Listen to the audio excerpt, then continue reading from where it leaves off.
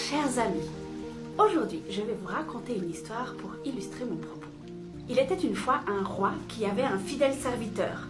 Et ce serviteur n'arrêtait pas de lui dire au roi « Dieu est bon et il ne fait pas d'erreur ».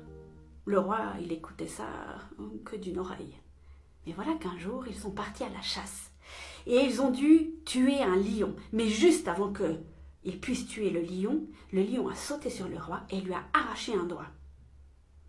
Pendant que le serviteur soignait son roi, il lui a dit « Dieu est bon et il ne fait pas d'erreur ». Le roi s'est mis dans une colère mais internationale parce qu'il s'est dit « Dis donc, t'es qui toi? Regarde, il me manque un doigt. Tu crois quand même pas que je vais dire que Dieu est bon et qu'il fait pas d'erreur ?» Et aussitôt, il a mis son serviteur en prison. Mais dans sa prison, le serviteur continuait à dire « Dieu est bon et il ne fait pas d'erreur ». Un jour, le roi est reparti à la chasse. Mais ce jour-là, il n'est pas tombé sur un lion. Il est tombé sur une tribu qu'il a capturée. Et dans cette tribu, ils avaient une particularité, ils faisaient des sacrifices humains. Quelle aubaine, ils avaient un roi sous la main pour le sacrifier. Alors ils l'ont préparé en vue de leur cérémonie, mais juste avant qu'ils le sacrifient, ils ont vu qu'il lui manquait un doigt.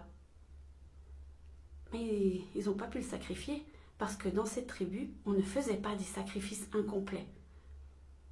Et ils ont relâché le roi. « Dieu est bon et il ne fait pas d'erreur !» s'est dit le roi. Et évidemment.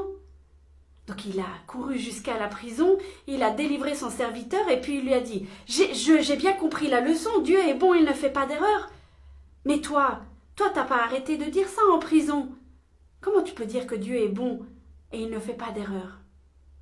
Le serviteur a souri, il a regardé son roi et il a dit « Si j'avais pas été en prison, c'est avec toi que je serais allé, et c'est moi qu'ils auraient sacrifié. » Cher ami, je te l'accorde, c'est assez facile de dire que Dieu est beau quand tout va bien. Souvent quand ça commence à aller de travers, il y a une pensée qui s'installe en nous très rapidement. Si Dieu était bon, pourquoi est-ce qu'il me fait passer par là? La petite histoire que je vous ai racontée au début, elle prête assez à sourire. Puis quand on a toute l'histoire, on se dit « Ah ben évidemment, heureusement qu'on lui a arraché un doigt, heureusement qu'il a mis le serviteur en prison. » Et on avait toute l'histoire.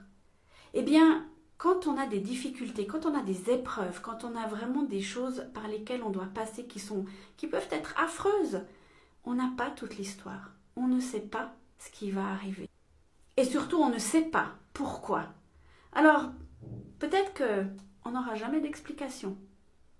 Peut-être qu'on aura une explication, mais des années après. Je crois qu'à un moment donné, il faut accepter qu'on n'est pas tout seul. Eh ouais, grande nouvelle, hein? Et que ce qui nous arrive dans notre vie peut parfois servir à d'autres. C'est vrai, le prix peut être très très lourd à payer. Et ça peut être tellement difficile, tellement compliqué, mais on ne connaît pas la finalité, on n'a pas toute l'histoire. Je crois aussi que la bonté de Dieu, il faut la travailler, il faut l'intégrer, il faut la digérer, il faut la chercher et il faut vraiment s'imprégner de cette bonté, mais le faire quand ça va bien. Parce que quand ça va mal, comment est-ce que vous voulez faire si vous ne l'avez pas appris avant? Cher ami, je t'encourage cette semaine à prier pour que Dieu puisse te montrer sa bonté, même si tu es dans les pires moments de ta vie, parce que Dieu est bon et il ne fait pas d'erreur. Je te souhaite une excellente semaine. Sois une bénédiction pour quelqu'un d'autre autour de toi aujourd'hui. À bientôt!